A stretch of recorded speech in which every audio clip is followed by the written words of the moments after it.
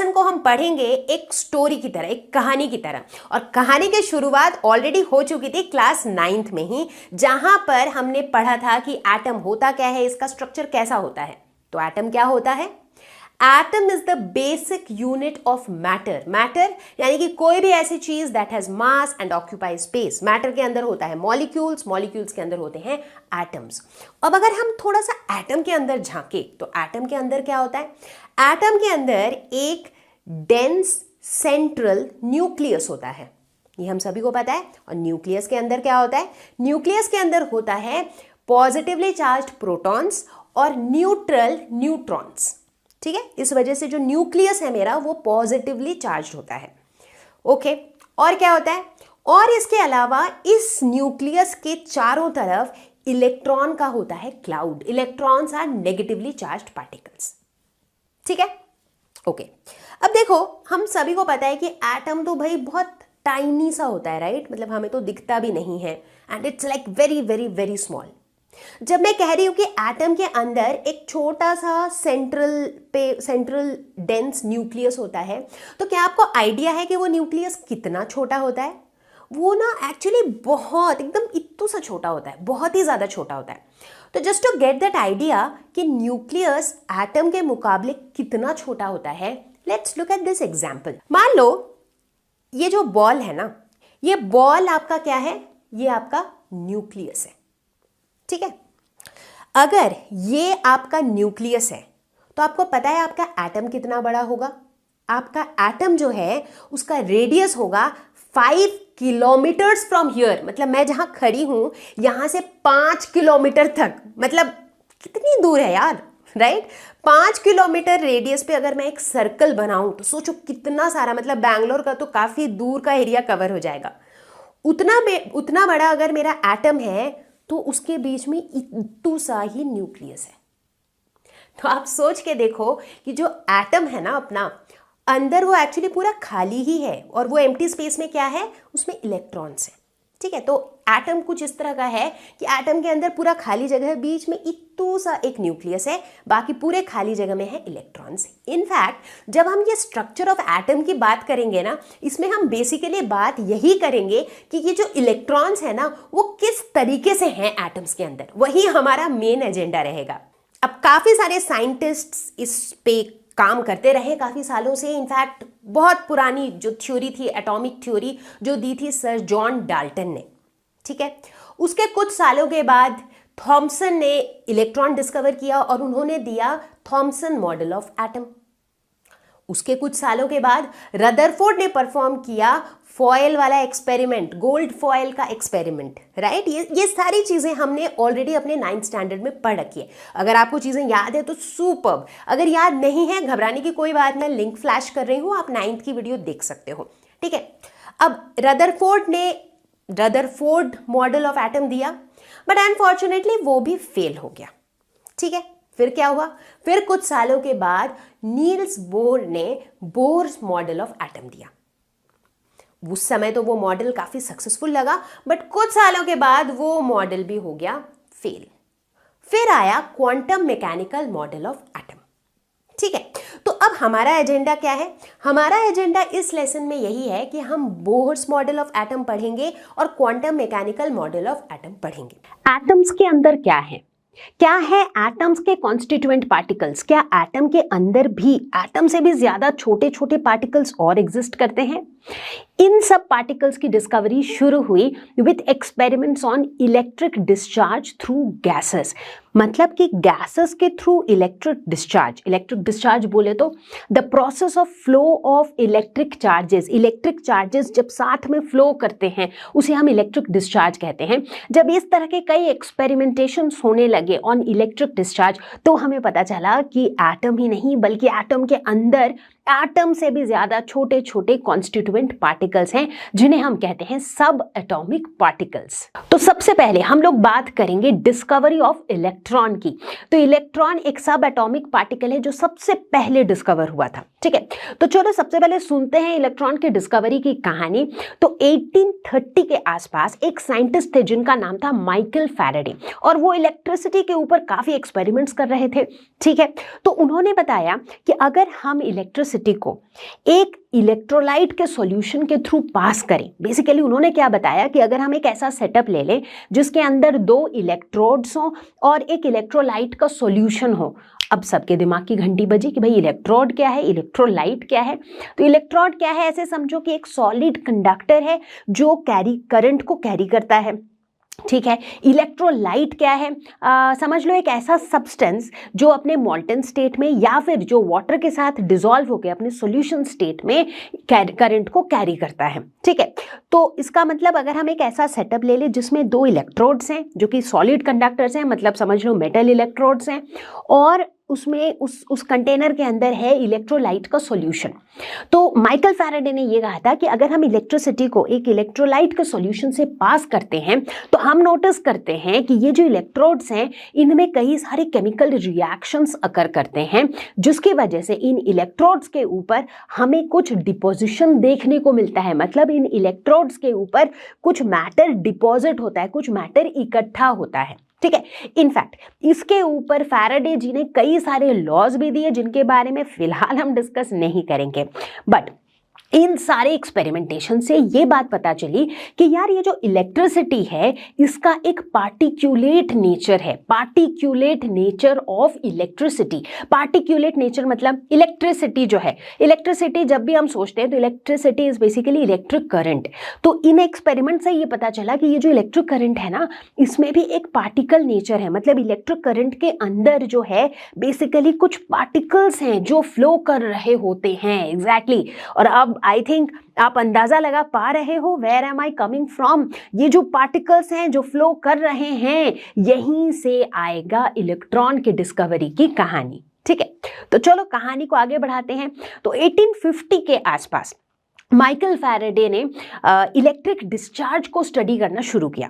अब electric discharge को study करने के लिए जाहिर सी बात है कि उन्हें एक सेटअप की ज़रूरत थी। तो उन्होंने क्या किया, उन्होंने पार्शियली इवैक्यूएटेड ट्यूब्स यूज़ करना शुरू किया। मतलब एक इस तरह का ग्लास ट्यूब ले लिया जो कि पार्टली इवैक्यूएटेड था। इवैक्यूएटेड बोले तो उस ट्यूब के अंदर जो एयर था उस एयर को उन्होंने बाहर निकाल दिया ताकि वो इवैक्यूएट हो जाए। तो इस तरह के ट्यूब को बोला जाता है कैथोड रे डिस्चार्ज ट्यूब्स। क्यों बोला जाता है समझ में आ रहा है, क्योंकि ये एक ट्यूब है इसीलिए ट्यूब। डिस्चार्ज क्योंकि इसमें हम इलेक्ट्रिक डिस्चार्ज को स्टडी करते हैं। कैथोड रे क्यों यूज कर रहे हैं वो हमें अभी थोड़ी देर के बाद पता चलेगा जब हम एक्चुअल एक्सपेरिमेंट को डिस्कस करेंगे। ठीक है, तो कैथोड रे डिस्चार्ज ट्यूब्स के अंदर इलेक्ट्रिक डिस्चार्ज को स्टडी करते हुए इलेक्ट्रॉन की डिस्कवरी हुई। तो बच्चों सबसे पहले तो मैं आपको एक बात बता दूं कि इलेक्ट्रॉन की जो डिस्कवरी थी ये कोई एक्सीडेंटल डिस्कवरी नहीं थी। ऐसा नहीं था कि भाई साइंटिस्ट कुछ और डिस्कवर कर रहे थे और अचानक से उन्होंने इलेक्ट्रॉन डिस्कवर कर लिया। नहीं, ऐसा नहीं था। ये पर्पसली ये एक्सपेरिमेंट किया गया था टू डिस्कवर इलेक्ट्रॉन। ठीक है, तो अब चलो सबसे पहले देखेंगे हमारे इस पूरे एक्सपेरिमेंट का सेटअप, जिसके बारे में अभी थोड़ी देर पहले मैंने डिस्कस किया था, कैथोड रे डिस्चार्ज ट्यूब। तो हमने एक ग्लास ट्यूब ले लिया था, हमने नहीं लिया था, जिन्होंने एक्सपेरिमेंट किया था उन साइंटिस्ट्स ने क्या किया, एक ग्लास ट्यूब लिया जिसके अंदर 2 इलेक्ट्रोड्स थे। ग्रेट। उसके बाद अगले स्टेप में क्या किया गया, उस ट्यूब को इवैक्यूएट किया गया। इवैक्यूएट बोले तो उस ट्यूब के अंदर से जो एयर है उसे बाहर निकाला गया। इसीलिए अगर आप इस डायग्राम को देखो तो यहाँ पर आपको एक आउटलेट दिख रहा है वैक्यूम का, वैक्यूम पंप का। मतलब अंदर से एयर को जो है वो बाहर निकाला जा रहा है। अब सवाल ये उठता है कि हमने इसको इवैक्यूएट किया क्यों? क्योंकि जैसे कि मैंने बताया कि हम पर्पसली यहाँ पर हमारा फोकस क्या है कि भाई हम इलेक्ट्रिक डिस्चार्ज को स्टडी करेंगे और इलेक्ट्रिक डिस्चार्ज में हम देखेंगे कि भाई जो पार्टिकल्स उसमें हैं उनका, पार्टिकल्स मतलब बेसिकली इलेक्ट्रॉन्स, उनके प्रॉपर्टीज को, उनके मूवमेंट को, इन सारी चीज़ों को हम स्टडी करना चाहते थे। राइट, तो इसीलिए हमने सोचा कि अगर अंदर एयर भी रहेगा तो क्या होगा, एयर में जो गैस के मॉलिक्यूल्स होंगे उन मॉलिक्यूल्स के साथ इलेक्ट्रॉन्स कोलाइड करेंगे, टकराएंगे। इसकी वजह से हमारा ये जो सारा प्लान है ना, ये सारा प्लान बिगड़ सकता है। इस वजह से हमने क्या किया, पहले ही ये एयर को बाहर निकाल लिया, इवैक्यूएट कर दिया इस पूरे ट्यूब को। ठीक। अच्छा, उसके बाद तीसरे स्टेप में क्या किया गया? तीसरे स्टेप में इलेक्ट्रिक डिस्चार्ज चाहिए हमें, राइट? तो इलेक्ट्रिक डिस्चार्ज को पाने के लिए हमें क्या प्रोवाइड करने की जरूरत है? High voltage and low pressure, right? तो हाई वोल्टेज में ही हम इलेक्ट्रिक डिस्चार्ज ऑब्जर्व कर सकते हैं। अब हाई वोल्टेज हम प्रोवाइड कैसे करेंगे? तो हमने क्या किया, एक हाई वोल्टेज सोर्स से इन इलेक्ट्रोड्स को कनेक्ट कर दिया। तो अगर आप बड़े ध्यान से देखो तो पॉजिटिव वाला जो साइड है वो कनेक्ट हो गया एक इलेक्ट्रोड से। इस पॉजिटिव इलेक्ट्रोड को हम कहते हैं एनोड। जो नेगेटिव वाला एंड है वो कनेक्ट हो गया दूसरे इलेक्ट्रोड से, और नेगेटिव इलेक्ट्रोड को हम कहते हैं कैथोड। ठीक है। अब यहां पर एक कंफ्यूजन दिमाग में आ सकता है कि मैं कंफ्यूज हो जाता हूं मैम कि एनोड पॉजिटिव इलेक्ट्रोड है या एनोड नेगेटिव इलेक्ट्रोड है, राइट? तो यहां पर मैं देती हूं आपको एक मेमोरी ट्रिक। यस, हम लोगों ने बहुत पहले बच्चों पढ़ा था कैटायन एंड एनायन, याद है? एनायन को कैसे याद रखते थे हम? A negative ion, anion. तो एनायन होता था नेगेटिव आयन। तो एनायन से मिलता जुलता नाम है एनोड, बट एनोड होता है पॉजिटिव इलेक्ट्रोड। तो ऐसे याद रख लो कि भाई मामला उल्टा है, यानी कि एनायन होता था नेगेटिव आयन, एनोड होता है पॉजिटिव इलेक्ट्रोड। ठीक है। तो इस तरीके से अगर याद रहेगा कि एनोड पॉजिटिव इलेक्ट्रोड है तो जाहिर सी बात है कि कैथोड नेगेटिव इलेक्ट्रोड है। ठीक है। तो अब जो है हम कहां तक आ पहुंचे हैं कि भाई इलेक्ट्रिक डिस्चार्ज जो है अब ये होने लगा है, बट हमारी दुविधा ये है कि भाई ये इलेक्ट्रिक डिस्चार्ज हो तो रहा है, बट इस इलेक्ट्रिक डिस्चार्ज के अंदर जो पार्टिकल्स का फ्लो हो रहा है या फिर ये जो इलेक्ट्रिक डिस्चार्ज हो रहा है वो अपने को दिख ही नहीं रहा है। We can't see them because ये जो पार्टिकल्स है बहुत छोटे हैं, और ये इलेक्ट्रिक डिस्चार्ज को हम विजुअलाइज कैसे करें? तो ये हो गया हमारा अगला प्रॉब्लम स्टेटमेंट। तो अब इसके सॉल्यूशन के लिए हमने क्या किया? हमने सोचा चलो ठीक है, एक काम करते हैं, जो हमारा एनोड है यानी कि जो पॉजिटिव इलेक्ट्रोड है, हमने क्या किया, उसमें बना दिए होल्स या फिर परफोरेशंस, राइट? छोटे छोटे होल्स बना दिए, या समझ लो एक होल बना दिया। ठीक है। और ठीक उसके पीछे वाले जो ट्यूब का पोर्शन था, सो लेट अस सपोज ये एनोड है और ये एनोड के पीछे वाला ट्यूब का पोर्शन है, राइट? तो हमने क्या किया, एनोड में पहले तो होल्स बना दिए और एनोड के ठीक पीछे वाले ट्यूब के पोर्शन में हमने एक कोटिंग डाल दी जिंक सल्फाइड की। ठीक है।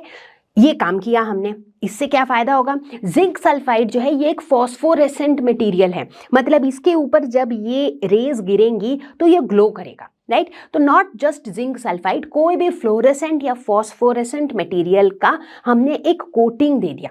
ठीक है। अब क्या हुआ, अब जब इलेक्ट्रिक डिस्चार्ज हो रहा है तो इलेक्ट्रिक डिस्चार्ज के दौरान ये जो रेज हैं जो एनोड पे गिर रही हैं, एनोड में जो होल्स हैं उन होल्स से पास होके वो एनोड के पीछे वाले ट्यूब के उस रीजन को टकरा रही है जहां पर हमने वो कोटिंग डाल रखी है।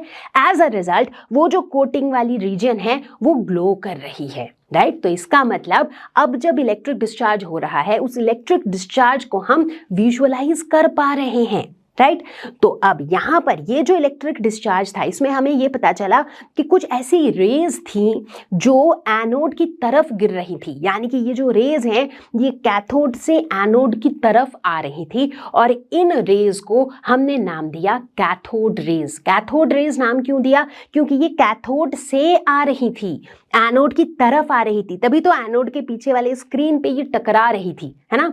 तो इसका मतलब इन रेज का नाम रखा गया कैथोड रेज। और इन रेज के अंदर जो पार्टिकल्स थे छोटे छोटे छोटे छोटे जिनके बारे में जानने की सबसे ज्यादा क्यूरियोसिटी थी इस एक्सपेरिमेंट को करने के दौरान, उन्हें उस समय के लिए कहा गया कैथोड रे पार्टिकल्स। बट सबके दिमाग में वही सवाल था कि भाई ये कैथोड रे पार्टिकल्स हैं कौन, इनकी प्रॉपर्टीज क्या है ना? तो चलो वही देखेंगे अब।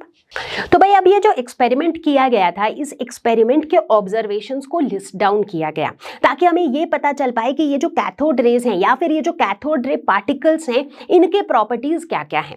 ठीक है। तो सबसे पहला ऑब्जर्वेशन तो ये रहा कि यार ये जो रेज है ना ये कैथोड से ओरिजिनेट हो रहे थे और ये एनोड की तरफ आ रहे थे, और एनोड क्या है?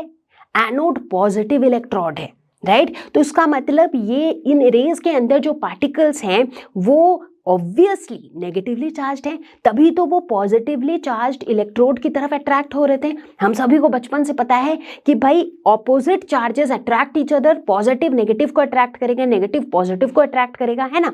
तो इसका मतलब इस कैथोड रेज के अंदर जो पार्टिकल्स हैं वो पार्टिकल्स जरूर से नेगेटिवली चार्ज्ड होंगे, तभी वो एनोड की तरफ यानी कि पॉजिटिव इलेक्ट्रोड की तरफ अट्रैक्ट हो रहे हैं।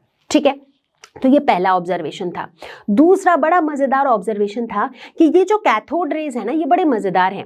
ये वैसे विजिबल नहीं होते हैं, वैसे ये हमें दिखते नहीं हैं, लेकिन जब ये किसी फ्लोरेसेंट या फॉस्फोरेसेंट मटेरियल पे गिरते हैं या इस तरह के मटेरियल को हिट करते हैं तो उन मटेरियल्स को ये ग्लो करा देते हैं, वो चमकने लगते हैं, है ना। इनफैक्ट जब मैं ये पॉइंट कह रही हूँ तो यहाँ पर इसकी